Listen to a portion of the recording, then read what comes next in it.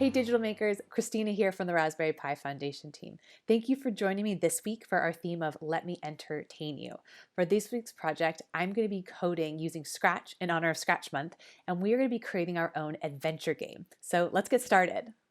All right, so I'm here at projects.raspberrypi.org, and I'm going to be using a short link to get to our project, but I just wanted to show you this page, and especially if you're new to the Raspberry Pi community.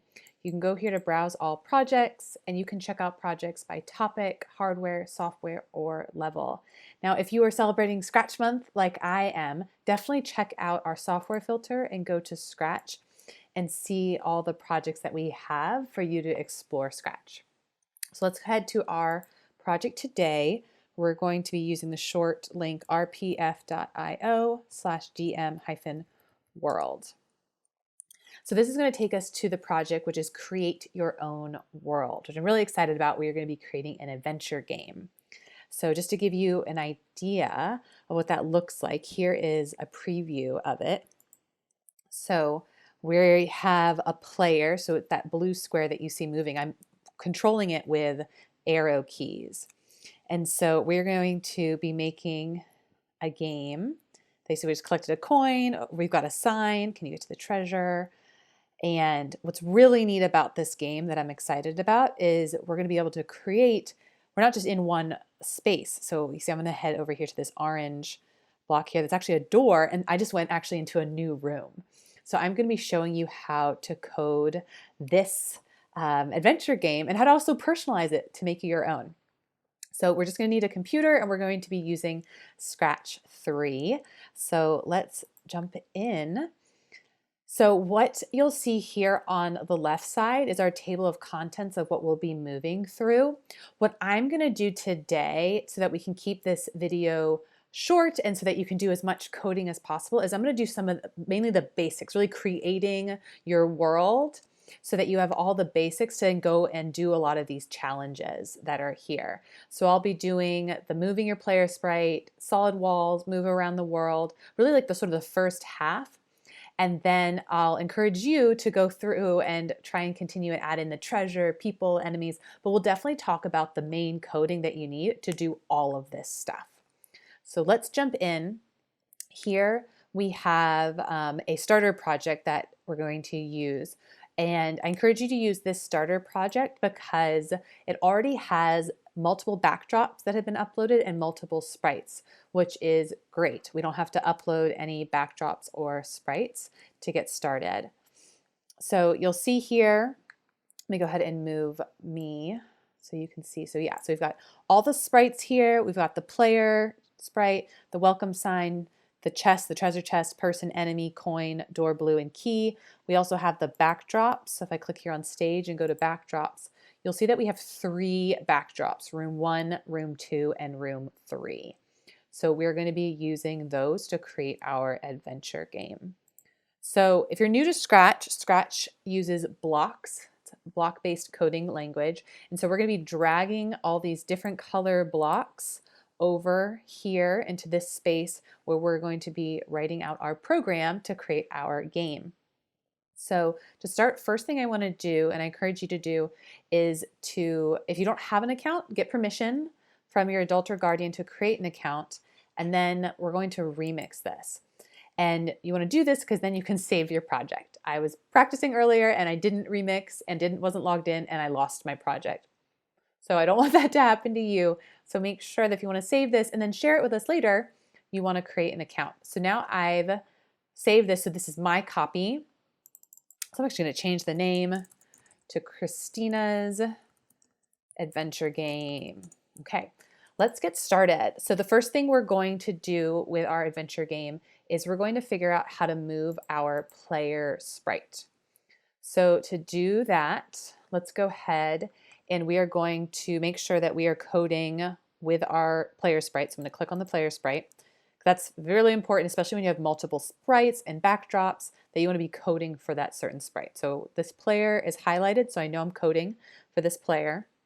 Let's go ahead and start with an events block, or when the green flag is clicked. Let's go ahead and and what I'll do, and if you've coded with me before, I like to pull in the blocks first, lay them out kind of like a puzzle. So just get all of our pieces. This is, I think it's just a habit of mine. I do this with baking too. I get all of the ingredients, make sure I have it all. It was what my mom taught me to start when I first started. So I'm applying that here to coding. So let's get a forever loop, pull that over, an if then loop. We're going to need a sensing loop, which is the light blue, and we want that if it's if for the key is pressed. And then a motion loop. So we want the move steps and point in direction. So I've got these here. Feel free to pause the video so you can get these on your computer and then press play to keep going with me. So once you have all of these, the first thing we're going to do is we're going to adjust this sensing block, and we're going to have the first sensing, or for the first block, we're going to use the up arrow. So we are going to use for this game, we're going to be using the arrow keys that are on your keyboard. So I'm going to have this start with our up arrow. Now when the up arrow is pressed, what I want to happen is I want our sprite to point up. So I can adjust it here. So it's going to point to 0 degrees. And then we are going to move 4 steps. Okay. So let's go ahead and put this into our forever loop and attach it. So now when I click the green flag, this is going to run.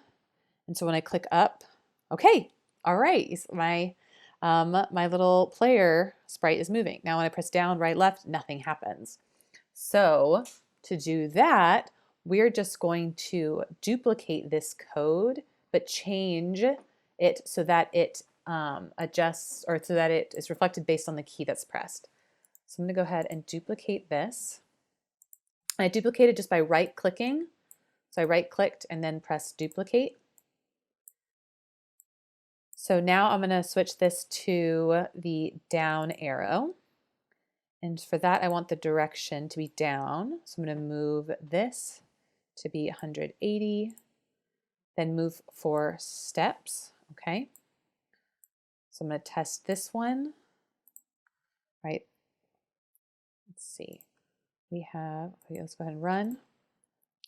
Oh, something. Oh, there we go. Is it working? Okay, down is working. Up is not working. Oh, okay. Up is not working. Let's fix this. I don't know where. Oh, I accidentally got a another forever block. So we want these all together. So here, and then here. That's why it wasn't working. Okay.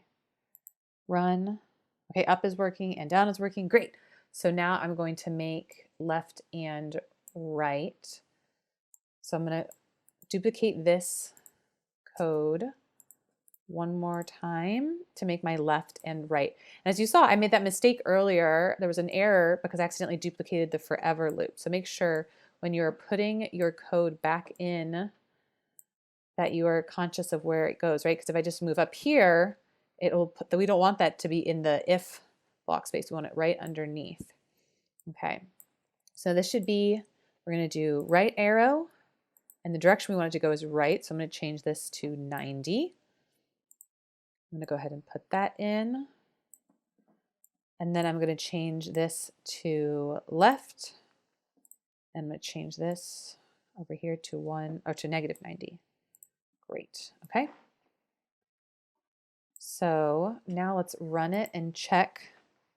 Okay, we've got up, we've got right, we've got left, and we've got down. Okay, so our player is moving. We have movement with our player. I have a list next to me, so I'm going to check that off. Okay. Now, one thing I actually am going to do is just show you a little bit how you can personalize this. Right now we have a blue square. You can change that. You can make this any sprite you want. So I'm actually going to change my player sprite, and I'm going to pick my favorite sprite. And you may know who this is. You may know that already. My favorite sprite is Gobo. I think Gobo is adorable. So I'm going to go ahead and move Gobo. And right now I'm going to change the size of Gobo, I think to be 30. Yes, that's perfect because that's basically, yeah, it's like the same size here. And I'm just doing this to add a little fun to my game, to make it really Christina's adventure game. So in Christina's adventure game, Gobo is the one running around. What I can do so you don't have to recode this all, this is my favorite trick. So I'm going to right click on my code. I'm going to duplicate. So now I have the same code here. And what I can do is I'm going to click on it and I'm going to hold it down so I can move it. And I'm going to bring it over here and hover over Gobo until Gobo shakes. Okay, you see that? Let's try it. Let's get it. There we go. Did that work? Great. Okay, so now I have the code with Gobo. So I can actually go ahead and delete this player. And now my game is a little bit more personalized. And I've got Gobo. So let's make sure this code works. Okay, all right. So something you'll see is Gobo is changing, going left, going right, going upside down. So what I can do to prevent that from happening, we can go down here to direction. So right under the stage, you'll see the word direction. So I'm going to click here and I can click this icon here that's going to prevent Gobo's costume from turning. So I'm going to click that. And now when Gobo moves around, Gobo stays and the costume doesn't turn around. He's not upside down. Okay. Okay, so next thing we can do is right now Gobo can move, but Gobo's moving and like just doing whatever. Nothing's really happening. So the next two things I want to do is I'm going to set us up where first Gobo can't go through this wall. And then I'm also going to make it where Gobo can move into multiple rooms. So let's first set it up so that when Gobo touches this wall, it's a wall, and he can't move through it. So to do that, we're going to need a sensing block. So go ahead and grab a sensing block. If touching color, that's the one we're going to use. And then we're also going to need an if block. So go to control, we're going to need if then, and then we're going to need motion. So what we're going to do so that the player, because we're making, this is the theme this week is let me entertain you. So I want to create a game to entertain someone so that they can try it out. So with this game, when the player is running this game, what they're going to feel like is when they're hitting this wall, they can't move through. But what's actually happening with the code is that we're setting it up that if Gobo touches this wall, then he's going to move back 4 steps. And since when I'm pressing, oh sorry, that shouldn't have connected there. And since when I'm pressing, he's moving 4 steps, but by having this, that's going to cancel it out. So it's just going to cause Gobo to freeze. So first thing we're going to have if touching color, and that color, we need that color to be the same color as the wall. So to get that color here, what's really great, you can click this icon down here and I can move this over on my stage and color match exactly that color of the wall. And then here we go. So now I'm going to add this at the bottom right here, keeping it in the forever loop. So I'm going to scroll up so you can see that. I've just added this here at the bottom. And now when I run my code, Gobo, all right, so now Gobo can't go through that wall. Excellent. Okay. All right. So next thing we are going to do is let's add in some more rooms. Let's add in our world. So the next thing we want to do is we are going to create a room variable. Okay. So let's create a variable here. You just go down to variables. We're going to click make a variable and call it room. And so now it'll show up here. And this is helpful because this variable is going to help us know which room we're in. And then we can use this variable for other sprites. So next we are going to add in another if then loop. Okay, not loop, well, if then block. So if then block. And we're going to get a sensing block. We are going to get a looks block, so a backdrop. So switching to the backdrop, we are going to get a go-to location like block. And then we're going to get the change room block. Okay. So what we're going to do is we're going to say, okay, so I'm going to move Gobo. Actually, I'm just going to pick up Gobo so it's easier to get there. So we're going to say that when Gobo touches this orange, we're going to have that be a door. So when Gobo touches this orange block here, we're going to move into a new room. So when you think about that, we have to imagine in our heads, if Gobo walks through this door, he's going to walk out on the other side over here. So we're going to want him to end up over here in a new room. I'm just moving Gobo around. So to do that, we're going to take the touching color block and we're going to change this to orange. And I'm going to color match again so that we have the exact color. So this is saying, and I'm still coding this all in the Gobo sprite.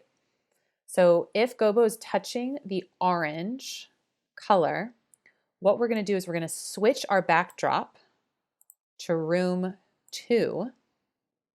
Actually, what we actually want to switch it to the next backdrop. So this is going to keep going because we've got multiple rooms. So we're going to switch the backdrop to the next backdrop. Then we're going to have Gobo go to a new location. So this is a grid here. So basically like this is 0, 0 right here. And where I want Gobo to go back to is right here. So this is about -200, 0. And then to be able to track the room, I'm also going to change the variable up here. So I'm going to put this at the bottom. And so we're going to see what happens. Gobo is going to hit orange. Oh, great. So you saw that Gobo just hit the orange and touched the orange. And now we're in a brand new room. The variable changed and Gobo what had been on this side of our screen, and when he or she, Gobo, touched the orange, the character, the sprite moved back over here. So yes, this is great. Our code is working. Now, what will be really helpful for us to do is we want to set up our code so that so everything just sort of restarts, and that's going to be really helpful for us to do here at the top. So what we're going to do now is we're going to set the room, because right now I don't know if you noticed the room started at 0. I'm actually going to have it start at 1 so that it's easier to be able to track the different rooms that we're in. I'm also going to reset it so that Gobo, we go back to room 1, the variable resets. So let's go ahead and do that. So I'm going to move this forever loop down. What I'm going to do is I'm going to set our variable. We're going to set it to 1. That's going to be our first number instead of 0. We're going to set it to 1 because it'll match up with the backdrop name, which is room 1. And then we're going to get a motion block that we're going to also set to -200 and 0. So this is just saying at the beginning of the game. So when I click the green flag, what happens is we rewind and we go back to room 1. We have Gobo go back to this spot in room 1, and then we switch the backdrop to room 1. And it's wild to think, right? Like behind every video game, there's all this code that says all these little things have to happen. So, okay, so now let's connect it. So I'm going to click on the green flag. And so what should happen is this should be 1. We want that to stay 1, and this room should change to the first room. Okay, great. Awesome. So we are now in room 1. We've made sure the variable also says that it's 1. So this is backdrop 1, room 1. And Gobo should be able to move. Okay, yep. All right. And let's go and let's see when we move to the next room. Okay, we're in a new room. It says room 2. And just for the sake of this, I'm going to move the sprite over here really quick so we can. All right, and now we're in room 3. Excellent. So we're able to move between our rooms. Now the thing that you notice here is we actually have a yellow door. So let's actually try and set it up where we can go back to the other rooms, because right now nothing happens. So I encourage you, I'll give you a hint. It's the same code here, but you have to change it up a little bit. So it's very similar. So feel free to pause the video and try and write it out. Okay, you're now going to try and make it where if your sprite, so in my case, Gobo touches the yellow, that you go back to the previous room, okay? So go ahead and pause the video and try and do that. And I'm gonna do it right now. And you can come back and see if your code matches mine. So what I'm going to do is I'm going to pull this block out, and I'm going to go ahead and duplicate it. Favorite thing to do. And so, all right, so like I said, I want it that when Gobo touches yellow, so we're going to color match here. Then I'm going to switch the backdrop to the previous backdrop. And then I'm going to change the room by -1 because we're going back. So we're going to subtract 1. Okay, so now, all right, Gobo. Okay. This, okay, so if y'all noticed, when I went back, we stayed right here, but I don't want Gobo to be on this side of the room. I want him to emerge out of the orange side. So let's see, I'm gonna put him back over here, go through. Okay, so you'll see when I go to click yellow, Gobo didn't come out on this side where my mouse is. That's where I want him to come out. So to do that, we also have to change the X. You might have done this, so kudos to you if you remember to do that. So I want this to be +200 because this is across the room. Okay, so let's try. I'm going to click my left arrow. Gobo's going to go through. Okay, great. Now I've got Gobo on the right, or the correct, literally the right side, and the correct side of the room. Okay, so next thing I'm going to have us do is let's interact with some of the characters that are here. We've got a welcome sign, we've got a treasure chest. I'm going to show you how to set up the code so you can add in more sprites, because now we've created a world. Let's put characters in that world. So in this case, we have a person, we have an enemy, we have keys. So let's do that. Okay, so let's start with the sign. So we are currently in room 1, backdrop 1. And so what we're going to do is we're going to have the sign here. This is the welcome sign. So we only want the welcome sign to show up in room 1, and we also want it to say something. So if you've ever played a video game, you might think about or remember when playing games that you may interact with a character. If you walk up to a character, they might say something to you. If you walk up to like a sign, it'll say something. So we want this sign to interact with our player. So move Gobo over here. Actually, I can just do that by clicking the green flag. We reset everything. And we want this sign to do something. So let's go ahead. And you see I switched to the different sprite because right now I'm going to code for this sprite. So let's go ahead and get an events block so that when the green flag is clicked, what we're going to do is we're going to have a forever loop. I'm going to move all my code over.